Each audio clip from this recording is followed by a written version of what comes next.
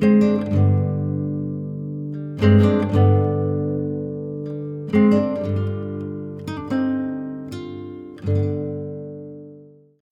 11, The Cat. Just then, a cat appeared on the French balcony outside. It scratched the window, wanting to come inside. The professor stood up and opened the window. The cat purred and curiously approached the coffee table. Once back in his chair, the professor spoke in German. "Hello, Felix. I was expecting you." Noticing the cat's white nose, throat, and chest, Topaz remarked, "Looks like it's wearing a black tuxedo."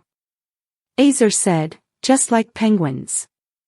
The cat strolled around the table, sat down, and turned its back to the others. The professor said, "I think it's a bit upset you're sitting on its usual spot on the couch." He explained, "Every evening, I sit here to finish my paperwork. Felix relaxes on the couch and keeps me company." Topaz stood up, lifted the cat, and sat back down on the couch, placing the cat on her lap. As she started to gently massage the cat's neck, it began to purr playfully. Talking to the cat, she said, "You're so right. Humans should consider it a privilege when a cat lets them touch it." Then she looked at the professor and asked, "Is the cat a boy or a girl?" The professor replied, "It's a neutered male cat." He continued, "Actually, the cat belonged to my assistant, Annabella. A few months ago, she started bringing it to the clinic. She noticed it helped calm down the patients in the waiting room. After a while, the cat moved in with me in my apartment. Now it's like a partner in the clinic. When I'm done for the day, it goes with me to my apartment next door." Just then, Topaz's cell phone made a sound. The cat gave a sideways look at the handbag beside it on the couch. Topaz put her hand in the bag, pulled out the phone, and said, "I'm sorry, but I have to react to this text message." The professor smiled and replied, "Of course, go ahead."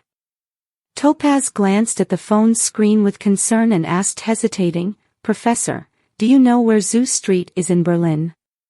It is not on the internet map." She said, "There's a street with that name, but there might be another one too." Before the professor could respond, she turned to Azer and explained, "It's for my dad. He wants me to pick up an old vase from a friend's address." The professor hesitated, repeating quietly, "Zoostrasse, Zoostrasse." Looking at Topaz, he continued, "You're probably thinking of Konrad Zoostrasse.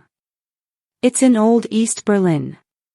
He went on, "When the Berlin Wall fell, they changed lots of street names in East Berlin. But people who live there still use the old names. Recently, I had to find a patient's house there. My assistant, Annabella, spent a whole day trying to find the right address." He added, "You know, Konrad Zuse invented the modern computer. After World War II, the Soviet Union and the United States were busy getting their hands on Nazi Germany's missile technology. If they had focused on Zeuss's inventions, computers could be way more advanced today." Topaz was getting impatient during the professor's talk. Finally, she asked, "Can you please tell us where Konrad Zoostrasse is?" With a nod, the professor stood up, saying, "Of course. Come along, I'll show you on the map." The professor led Topaz and Azer to a framed old city map on the wall. He pointed at the map and said, "This is Berlin before the wall fell. The red line shows where the wall used to be." The Berlin Wall separated the past and future of Berlin, the professor explained, running his finger along the line. "That's Konrad Zuse Street." Topaz pulled out her phone and asked, "Can I take some pictures of the map?" The professor stepped aside and said, "Sure, go ahead." He added, "People avoid that part of the city at night. It's not safe. If you're in trouble there and call the police, they might not come." "We'll be careful," Topaz assured him with a smile. I grew up in a tough neighborhood in Sydney. The hinges on the edge of the map's frame allowed the professor to turn it over, revealing the back of the map.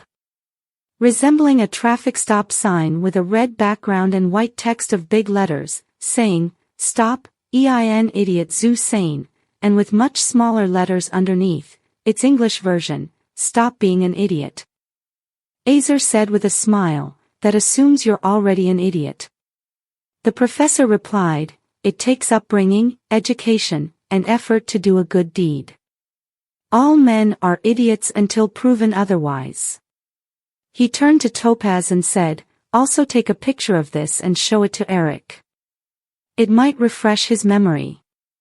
I've shown him this before." He added, "I show this to all my hyperactive patients and ask them to visualize it when they get involved in a conflict, which they often do. It can prevent them from doing something stupid they might regret later." Topaz smiled and said, "If I could turn back time, I would hang a huge poster of this on the wall in my room.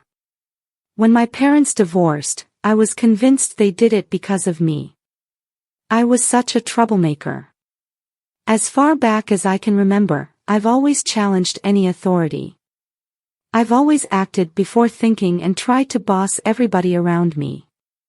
I guess my father persuaded me to join the police force to put some kind of structure in my life, and even they couldn't tie me down." The professor exchanged a glance with Azer without any further comment.